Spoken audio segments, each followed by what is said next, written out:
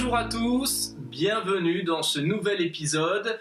Voici nos 3 invités du jour, sœur Nathalie Bécard, Xavier, étudiante en théologie au Boston College, Vianney Le Bourgeois, fiancé en préparation pour un mariage reporté à cause de la situation sanitaire, et Jasmin Lemieux-Lefebvre, ancien directeur de communication de l'archidiocèse de Québec. On écoute leur témoignage.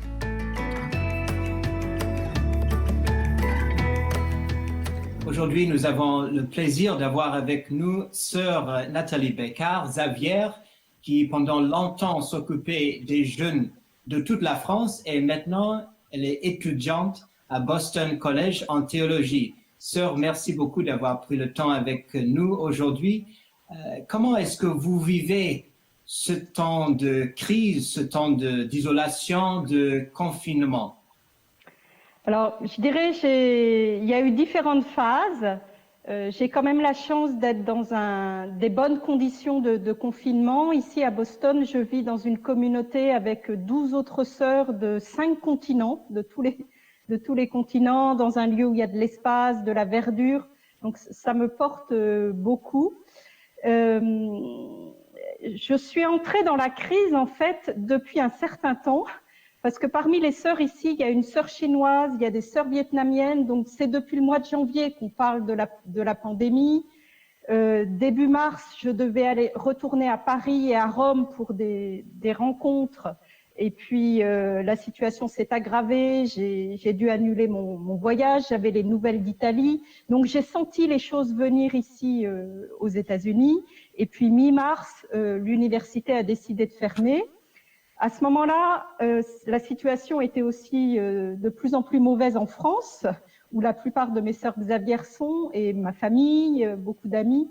Donc, je vis ce confinement ici à Boston College, au cœur des États-Unis, où la situation est aussi très très délicate et va de pire en pire, avec beaucoup d'inégalités, de gens qui souffrent, et en même temps en étant reliés avec d'autres pays. Donc, je fais l'expérience, bien sûr, les rencontres directes avec les autres, avec les étudiants, les professeurs de Boston School of Theology and Ministry me manquent, même s'il y a des Zooms.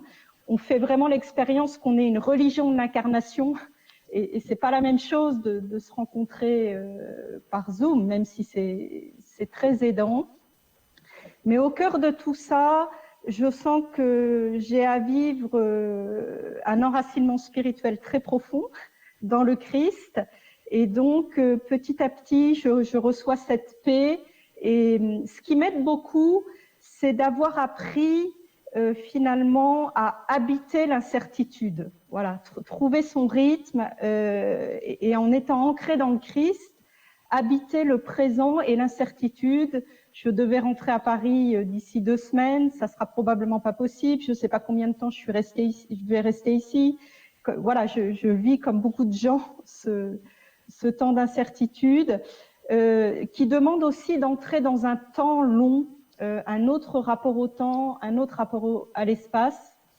Ce qui m'aide beaucoup vraiment, c'est d'avoir la chance de chaque jour de faire une petite balade dans les environs avec une nature magnifique, le printemps qui arrive, les arbres en fleurs, et je sens combien cette connexion avec la terre, avec la nature, avec l'environnement, c'est absolument vital. Donc je médite aussi beaucoup sur Laudato Si. Voilà. Et j'ai vécu le Triduum Pascal à un moment où tous les jours en France, j'apprenais le décès de personnes que je connaissais, des personnes hospitalisées, certains proches. Et ça m'a fait vivre le mystère pascal d'une manière, je dirais, encore plus profonde. Hein. Et finalement, cette crise, elle nous met tous là, dans ce mystère de la mort et de la résurrection. Et je sens que voilà aussi la grâce nous est donnée jour après jour dans les épreuves pour traverser ce temps. Et bien sûr, la prière, les célébrations en ligne ou avec une fois par jour, on a une prière avec les autres sœurs ici, c'est un vrai point d'appui. Et alors, vous parlez de ce thème qui est en fait tellement d'actualité, synodalité. On vient de vivre un synode sur l'Amazonie, avant synode sur les jeunes. Il y aura une prochaine synode qui va arriver bientôt. Quelles sont les pistes d'avenir pour l'Église et pour le monde à la suite de cette période de crise? Alors, j'aimerais vous poser cette question en termes de vos espérances. Quelle est votre espérance pour l'Église, pour le monde, ces chemins synodaux, tout ce qui va venir dans l'avenir? oui, merci beaucoup pour cette question parce que je crois en fait qu'il y a beaucoup de réponses et mon espérance, elle est aussi ancrée dans tout le travail de ces deux synodes auxquels j'ai eu la chance d'être associée, qui nous donnent beaucoup de réponses et beaucoup de pistes, tant au synode des jeunes et peut-être encore plus fortement au synode sur l'Amazonie, dans la lecture de la situation actuelle et ce discernement des signes des temps dont je parlais, et ce discernement de à quoi l'Église est appelée pour servir la société, il y a eu un appel très très fort et une certitude, c'est qu'il faut changer. On est au bout d'un système. On le voit bien, on va droit dans le mur si on continue à détruire la planète, si on continue à traiter les gens, comme le pape dit, comme des déchets, à avoir des systèmes si inégalitaires, à laisser l'ultralibéralisme prendre le pas sur le respect des personnes. Donc je dirais les réponses, elles sont en grande partie dans les deux exhortations post-synodales, Christus Vivit après le synode des jeunes et Querida Amazonia, qui invitent très fortement à une conversion écologique intégrale, qui est une conversion sociale, culturelle et pour l'Église, une conversion pastorale, ecclésiale et synodale. Donc mon espérance, elle est qu'on puisse encore plus mettre en œuvre ce qui est devenu pour moi et pour d'autres le GPS de l'Église aujourd'hui pour le bien commun de la société, qui est Laudato Si. Et on voit bien, le Vatican récemment a créé une task force pour penser les choses, aider à préparer ce monde d'après dans une espérance, dans cette ligne justement. Comment concrètement mettre en œuvre on a déjà beaucoup d'éléments. Maintenant, l'enjeu, c'est de passer aux mises en œuvre qui impliquent aussi tous les acteurs économiques, sociaux, politiques. Et les chrétiens ont un rôle majeur à jouer pour faire avancer cette mise en œuvre d'une espérance pour le monde, qui est la possibilité d'une maison commune pour tous.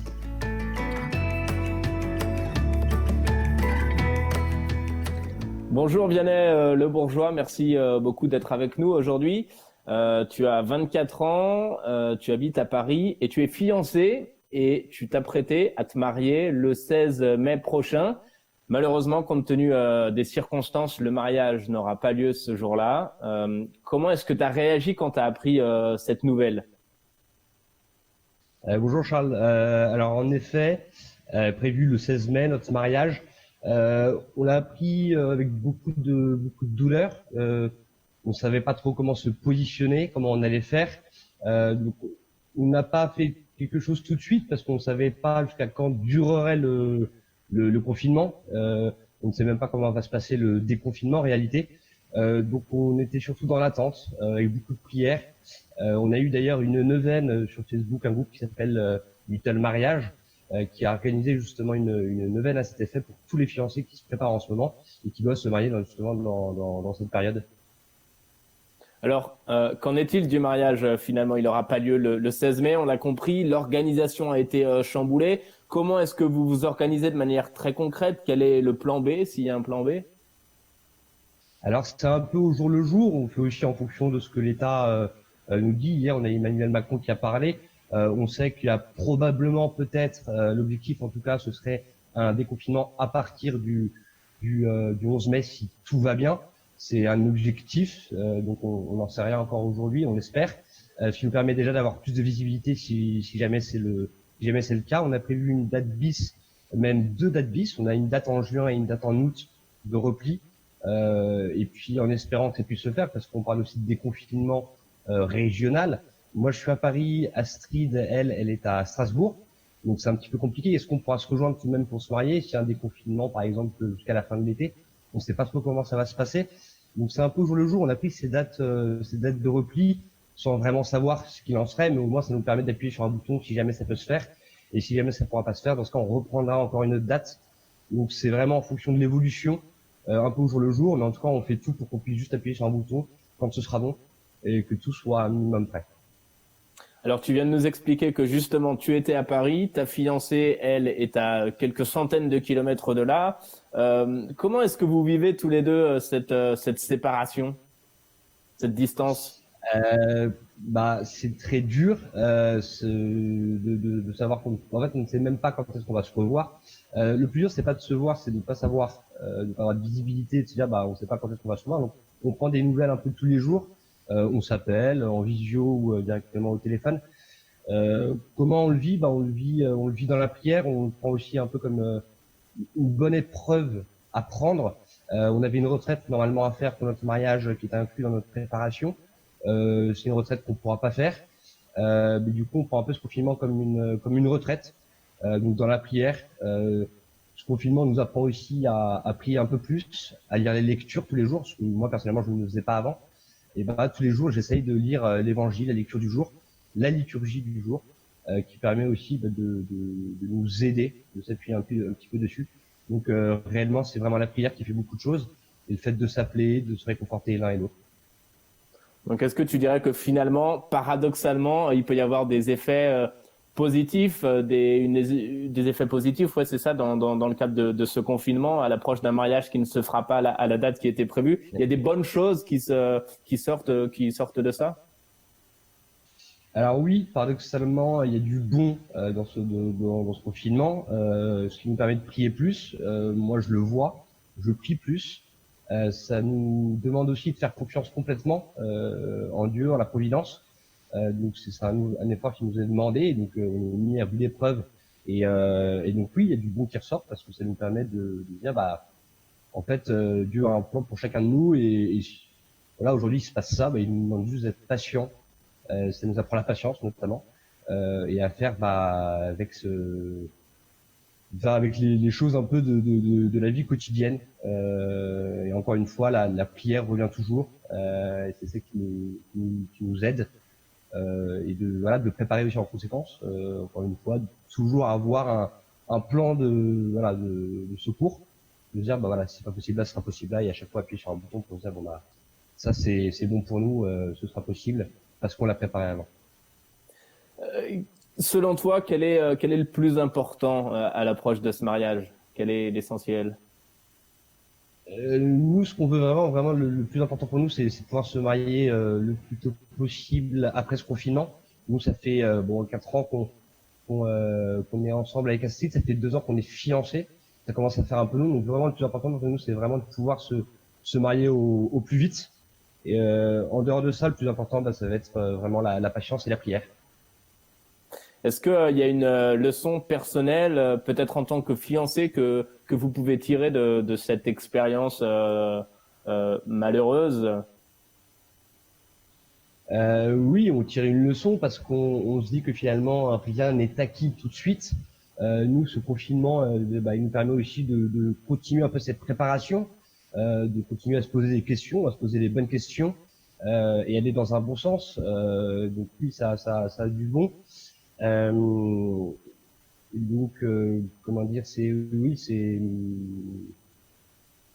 vous donne davantage de temps pour vous permettre de grandir dans le cadre de la préparation, en fait. Totalement. Ça nous permet aussi de se connaître aussi dans les épreuves, de préparer encore mieux, je dirais entre guillemets, de préparer au mieux, de mieux réfléchir, de s'appréhender d'une autre façon. Donc on en ressort finalement que du bon parce que c'est douloureux, mais finalement on pourra se dire finalement déjà on se rappellera de notre mariage, on se rappellera que ça a été dans ces circonstances-là, de dire finalement on a grandi. Oui, ça nous a fait grandir. Est-ce que tu pourrais partager peut-être un petit peu avec nous si tu as des bons conseils ou si tu as des choses que tu pourrais nous dire, comment est-ce que tu parviens à t'occuper, à te divertir, à te changer les idées en étant confiné à la maison? Alors moi déjà mes situations, alors je suis en alternance, en dernière année d'études en master 2 en ressources humaines. Mon alternance s'est terminée, on a mis fin à mon contrat à cause du coronavirus justement, parce que c'était plus possible. J'étais dans un petit cabinet qui n'avait pas les ressources. Donc aujourd'hui je me retrouve au chômage, je continue quand même mes études, j'ai vu ça avec mon école. Il faut juste que je retrouve derrière une alternance pour terminer l'année. J'occupe mes journées avec mes cours, j'ai des devoirs à rendre, un mémoire à rendre, des cours tous les mercredis, la recherche d'emploi, que je suis obligé d'effectuer pour si je veux avoir mon année. Et puis après, j'essaie de m'aérer aussi un petit peu l'esprit en trouvant des activités à faire. Moi, je suis confiné avec sœur Anne-Amélie. Donc on s'occupe en faisant des jeux de société, on fait la cuisine. Je sors faire les courses, j'essaye de marcher un minimum, bon pas trop parce qu'il faut tout de même respecter quand même le confinement, mais voilà, on essaie de faire un peu tout ce qui est possible de faire. Et je me suis mis un peu au sport, ce que je faisais pas avant, donc ça m'a permis de me mettre un petit peu au sport parce qu'il faut s'occuper. Encore une fois la prière, il y a des messes en ligne, donc voilà, on s'occupe aussi avec ça. Et puis on appelle les amis, on appelle aussi les parents, les grands-parents. C'est important de prendre soin de sa famille, des plus fragiles, et de prendre ce temps justement pour les contacter, prendre le temps de les appeler, de prendre de leurs nouvelles. Je pense que ça leur fait du bien, ils en ont besoin, nous on en a besoin aussi. Donc je vais m'occuper vraiment de mes journées avec ça. Ça me permet de faire des choses que j'aurais peut-être pas fait avant, de lire un livre, tout simplement de me remettre à lire la Bible, les lectures.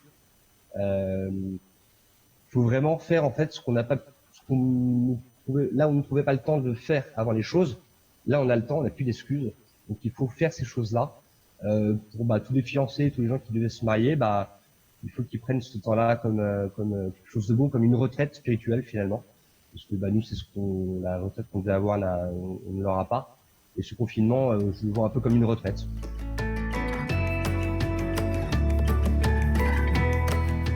Nous avons la joie d'avoir avec nous, par l'intermédiaire des médias, Jasmin Lemieux-Lefebvre de Pologne. Bonjour.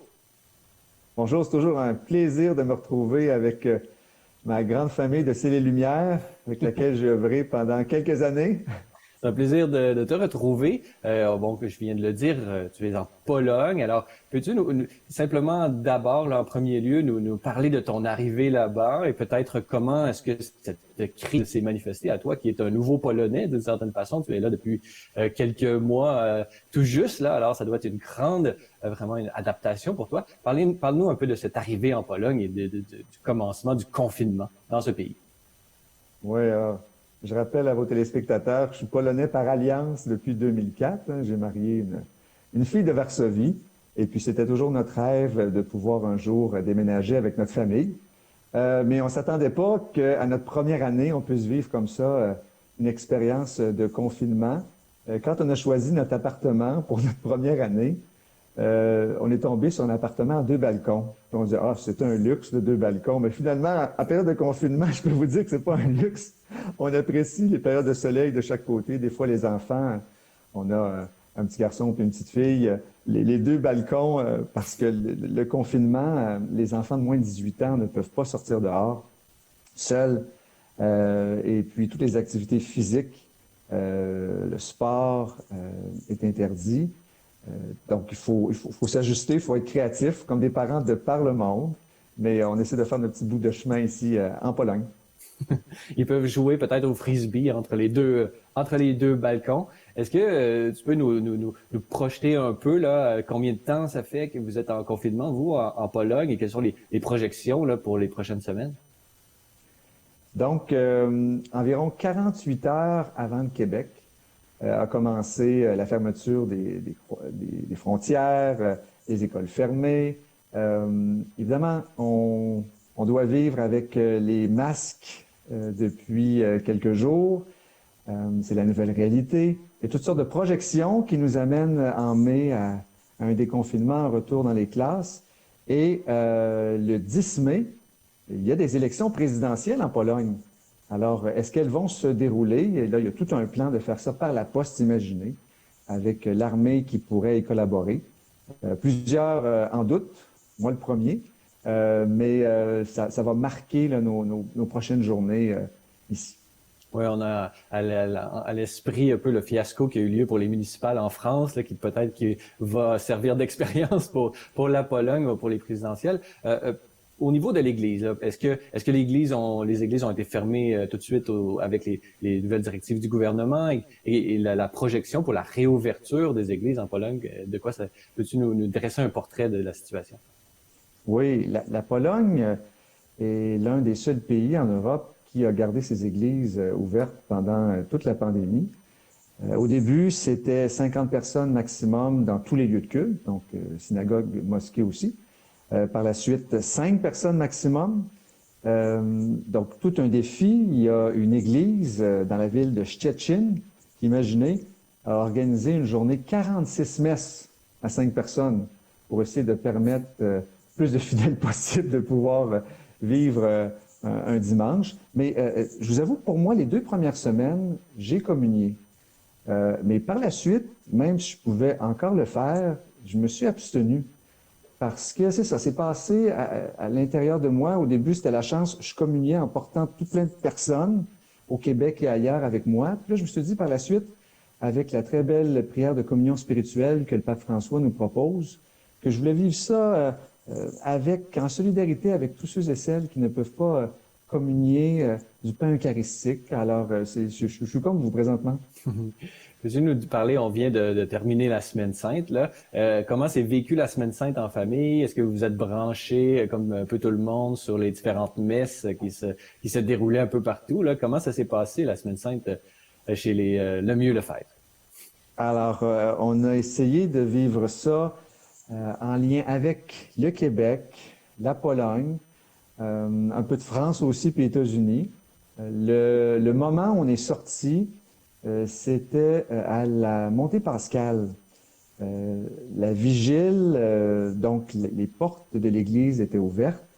Et puis, il y a environ une cinquantaine de personnes qui, de l'extérieur, ont pu vivre donc l'obscurité au tout début de la vigile pascale, le cierge allumé, la première chanson. Donc, on a voulu vivre ce moment-là en famille. Puis par la suite, marcher tranquillement vers la maison, prier ensemble, tout simplement. J'avoue que le Magnificat Junior qui était offert gratuitement nous a aidé beaucoup à prier en famille. Puis ECDQ.tv, la web télé du diocèse de Québec, nous a vraiment aussi permis de pouvoir vivre des beaux moments avec l'archevêque de Québec, Gérald Cyprien Lacroix, qui est arrivé tellement au meilleur moment possible de sa convalescence. Et puis Monseigneur Aupetit aussi, qui a fait, entre autres pour la Vigile pascale, là, si vous avez la chance, allez cliquer Homélie, Monseigneur Aupetit, Veillée pascale. Il est allé avec une des belles homélies de foi et de raison qui m'a beaucoup interpellé. On sait que Monseigneur Aupetit est médecin, en plus d'être archevêque de Paris. Ouais. Alors, vraiment quelqu'un qui sait de quoi il parle en matière de bioéthique et de foi et des relations entre la foi et la raison. Bon, tu l'as mentionné, les différentes manières que l'Église se fait présente sur le continent numérique. Vraiment, ça a pu rayonner de toute sa splendeur durant cette crise. Toi, Jasmin Lemieux-Lefebvre, qui était ancien directeur des communications de l'archidiocèse de Québec, mais un grand spécialiste des communications en Église, là. Comment est-ce que tu interprètes un peu cette présence durant la crise et peut-être qu'est-ce qui va rester là, sur le plus long terme de cet engagement vraiment spécial? Alors moi, je pense vraiment que notre pandémie que l'on vit à travers le monde, elle nous permet à la fois de pouvoir vivre des moments de silence, des moments où on sent là, que les limites de la technologie et du numérique, et en même temps, lorsqu'on en a besoin, il y a toutes sortes d'initiatives qui se présentent. Et il y a une responsabilité que l'on a comme laïc de pouvoir appuyer les diocèses, les paroisses, les communautés religieuses en étant présents, en faisant notre petit travail missionnaire. Parce que je pense que des fois, ça peut être un peu plus simple d'utiliser les nouvelles technologies pour pouvoir partager quelque chose qui nous a vraiment interpellé, une homélie, un message puis l'envoyer à des amis. Des fois, de dire officiellement, aller cogner à la porte ou appeler au téléphone.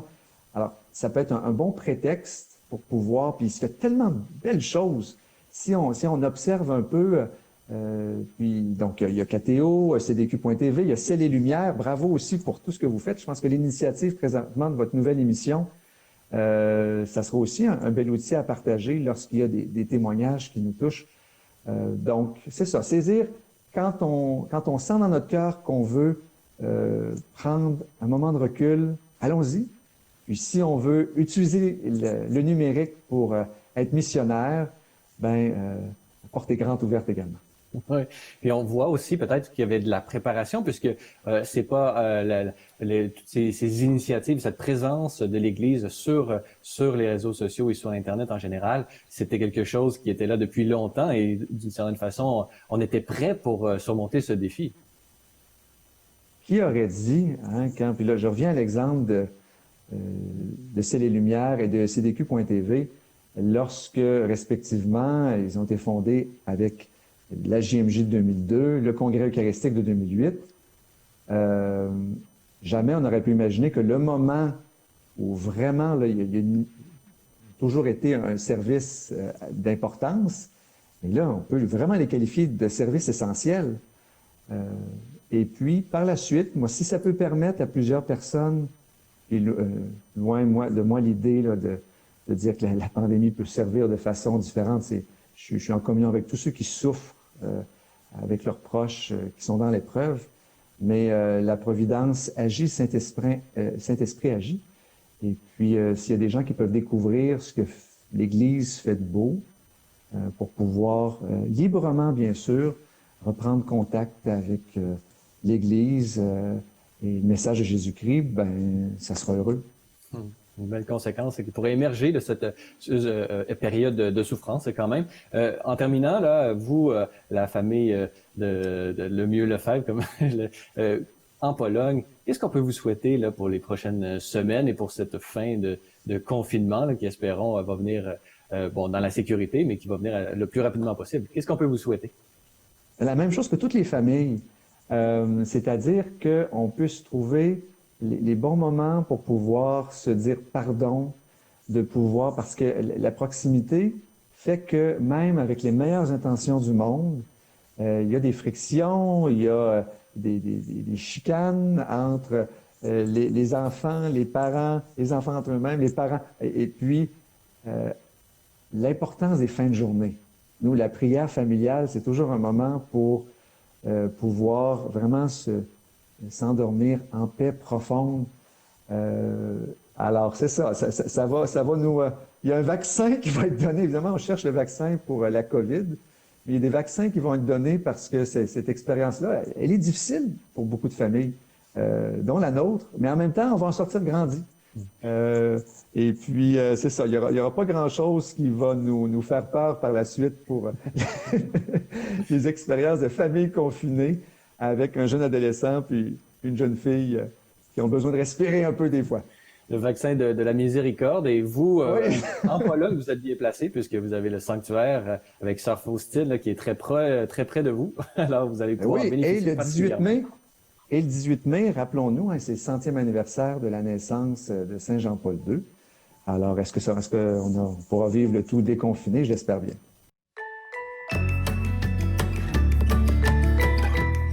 Voilà, c'est tout pour aujourd'hui. J'espère que ça vous a plu. Vous pouvez retrouver cette émission sur notre site internet et sur notre page Facebook.